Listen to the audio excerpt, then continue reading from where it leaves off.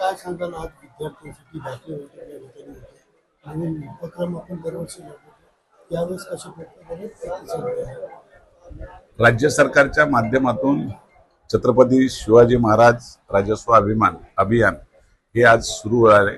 सगळ्यात राज्यभर हा कार्यक्रम लागलेला आहे.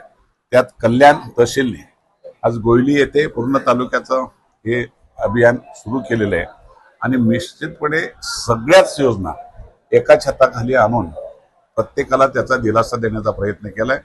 शेवटच्या माणसापासून, अपंगापासून, आदिवासींपासून, संजय गांधी निराधार योजनेपासून सगळ्या योजना एका छताखाली एका दिवसात मंजूर करण्याचा हा चांगला पायंडा राज्याचे महसूल मंत्री आमचे बावनकुळे साहेब आणि मुख्यमंत्री यांनी आज चांगला निर्णय घेऊन हा निर्णय घेतलाय. त्याच्याबद्दल स्वागत करतो. त्याचबरोबर इतर सुद्धा ज्या योजना आहेत, इतर खाती जेवढी आपली आहेत त्या सगळ्या खात्यांच्या सुद्धा योजना एका ठिकाणीच करण्याचा प्रयत्न केला. जिल्हाधिकारी या ठिकाणी आलेले तुमची काही वेळ चर्चा देखील झालेली.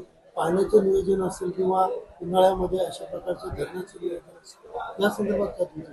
खरं म्हणजे पाणी टंचाईच्या बाबतीमध्ये सुद्धा काही योजना बंद पडल्या होत्या, त्या पुन्हा चालू करण्याच्या बाबतीत निर्णय झालाय आणि त्या पद्धतीने आता ती कामं सुरू होतात. येत्या उन्हाळ्यामध्ये जी पाणी कपात मुंबईला पाहिलं, इतर ठिकाणी पाहिलं, त्याचं ठाणे जिल्ह्याला त्याचा फटका पडू शकतो का? मी ठाणे जिल्ह्याचा ना मुंबईच्या बाबतीत बोलणार नाही. मी माझ्या मतदारसंघातच बोलतो.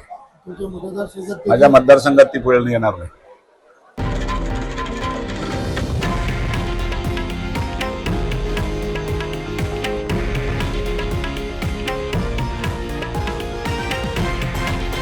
हे आहे देशातील नंबर 1 न्यूज नेटवर्क आणि आपण पाहत आहात TV9 मराठी, एकमेव.